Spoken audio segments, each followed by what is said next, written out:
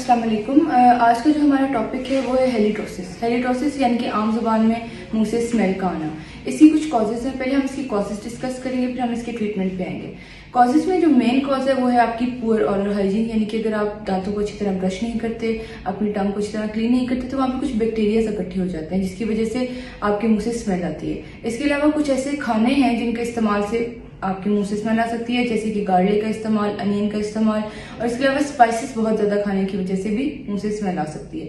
इसके अलावा जो है टबैको यूज यानी कि सिगरेट नोशी, ये बहुत एक मेन कॉज है और बहुत आम जो है वो एक कॉज है आपके मुंह से स्मेल के आने का। इसके अलावा जैसे आप पान का इस्तेमाल करते हैं, इस तरह की कोई भी नशावर चीजें आप इस्तेमाल करते हैं तो आपके मुंह से स्मेल आ सकती है। इसके अलावा कुछ मेडिसिन हैं जो आप खाते हैं जिसकी वजह से हेलिटोसिस हो सकता है। इसके अलावा कुछ डिजीजेस हैं। डिजीजेस आपके माउथ से रिलेटेड भी हो सकती हैं और डिजीजेस आपके जिस्म के किसी और हिस्से से रिलेटेड भी हो सकती हैं। माउथ से रिलेटेड पहले हम डिस्कस करते हैं। माउथ से रिलेटेड में सबसे पहले आ जाता है कि अगर आप किसी दांत में इन्फेक्शन हुआ हो यानी कि पस है तो वो दैट कैन कॉज हेलिटोसिस। इसके अलावा अगर आपने कोई दांत निकलवाया है तो जो सॉकेट होता है यानी कि जहां से दांत निकला है वहां पे कुछ बैक्टीरिया इकट्ठे हो जाते हैं जिसकी वजह से आपकी मुंह से स्मेल आ सकती है।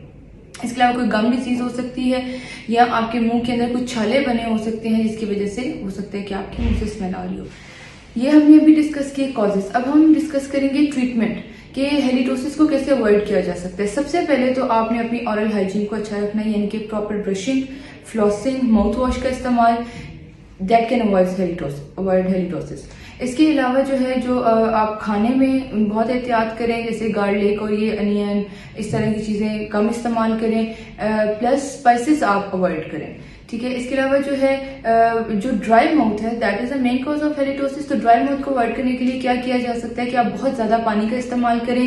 च्युइंगम आप चबा सकते हैं, शुगर लेस च्युइंगम्स होती हैं जो आप चबा सकते हैं, उससे जो है वो सलाइवा की सिक्रीशन ज्यादा होती है, बैक्टीरिया फ्लश आउट होता है, फूड पार्टिकल्स जो मुंह के अंदर कहीं ना कहीं फंस जाते हैं वो फ्लश आउट होते हैं, तो इससे जो है वो हेलिटोसिस खत्म हो जाता है। मेडिकल जो भी आपको कोई प्रॉब्लम है, जैसे मैदे की तेजाबियत का मसला है, टॉन्सिलाइटिस का मसला है, आपका गला खराब, रिस्पायरेटरी ट्रैक का कोई इन्फेक्शन, तो बेहतर है कि आप जो है वो स्पेशलिस्ट से चेक कराएं। ठीक है। और उसकी आप मेडिसिन लें और जो मेडिसिन आपको ड्राई माउथ कॉज कर रही हैं उसका अल्टरनेटिव यूज करें, उन मेडिसिन को आप अवॉइड करें। Thank you.